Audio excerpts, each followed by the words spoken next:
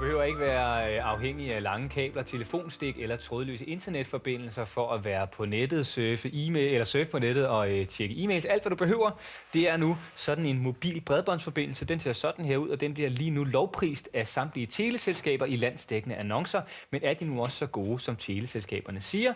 Det har magasinet Mobil testet, og her sidder chefredaktør Sten Jørgensen. Godmorgen og velkommen. Jo, tak. Først og fremmest forklar lige, hvad en mobil bredbåndsforbindelse egentlig er. Det svarer egentlig til internet, som vi kender det, men det kører bare over det mobile netværk i stedet for. Så man sætter et SIM-kort i med data i sådan en USB-modem, og så plukker man den i computeren, og så bliver det første gang lige installeret. Det tager en 5-6 minutter, og det er pærlet at få det installeret.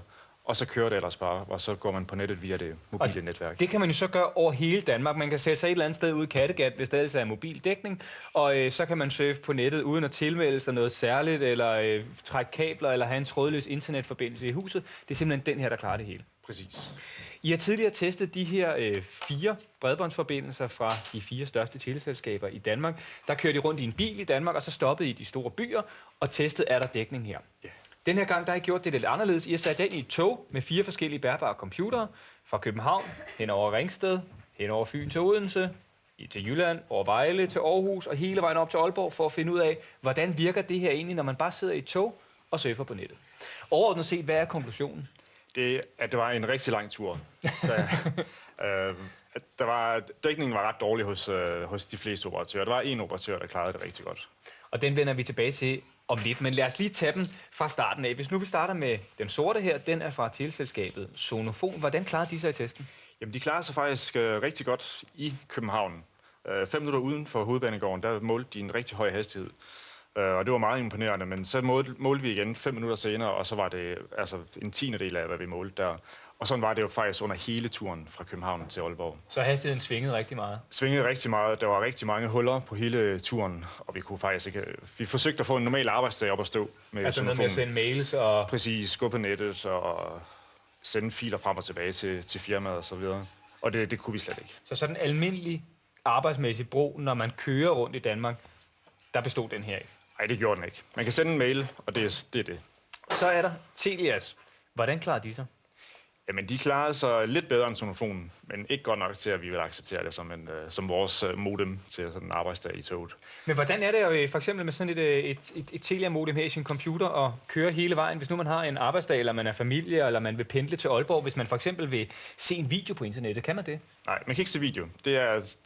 Altså dækningen er simpelthen for hullet og for langsom. Det er for langsom forbindelse. Man kan bruge det til at sende nogle mails, hvis det var almindelig tekstmail, måske med et lille billede, men er der nogle større filer på et par megabyte, så duer det slet ikke. Så det er faktisk lidt ligesom at være tilbage i de gode gamle modemdage, hvor man jo stort set ikke kunne hente et billede ned, medmindre det tog 4 dage. Ja, men jeg kunne ikke sige det mere præcis selv. Så er der TDC. Ja. Den gode gamle mastodont. Hvordan klarede de sig? Ja, men de klarede sig rent hastighedsmæssigt, havde de faktisk et højt gennemsnit. Men de led igen under det samme som både Telia og Sonofon, at hele turen den var meget hullet. Men når der så var hul igennem, så havde de nogle rigtig høje målinger. Og så kunne vi få sendt nogle mails, så vi kunne få sendt nogle store filer og så videre. Men vi skulle belemme os på, at vi skulle vente. Vi kunne tit komme til at vente 10-15 minutter på at få sendt de her ting, som så hvis man sidder med urgent mails, der skal sendes et eller andet sted omkring Ringsted Banegård, så er det måske ikke dem her, man sådan lige skal... Nej, så duer det heller ikke til at se video. YouTube for eksempel. Men til gengæld, så, altså en ting er, når man er på farten, når man kører rundt i Danmark, så betyder det jo noget, at man flytter sig, fordi at de her modems jo ligesom skal finde forbindelser rundt omkring i landet hele tiden. Men hvordan klarer de sig, når man for eksempel holder stille i København og på Odense Banegård og i Aarhus og i Aalborg, der hvor jeg har sat grønne ringe om, altså i de store byer, hvordan klarer de her teleselskaber sig så? Jamen, der klarer de så egentlig meget godt. Der får man en forbindelse og en sådan en brugeroplevelse, som svarer til den, man har derhjemme.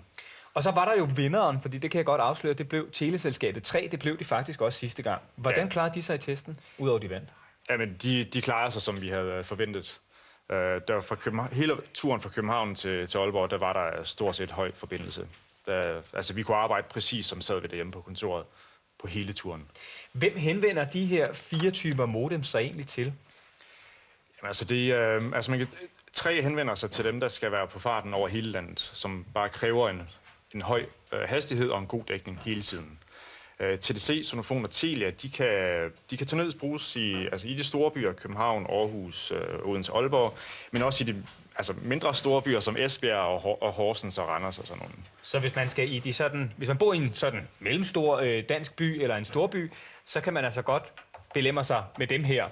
Man kan godt prøve dem der. Altså man kan gå ned i en butik, og så kan man prøve dem i en måned gratis. Og det kan man med alle 4 faktisk? Er man så utilfreds med dækningen, så kan man levere dem tilbage kvitterfrit. Så på den måde bliver man altså ikke bondefanget, man bliver ikke lovet noget, de ikke kan holde?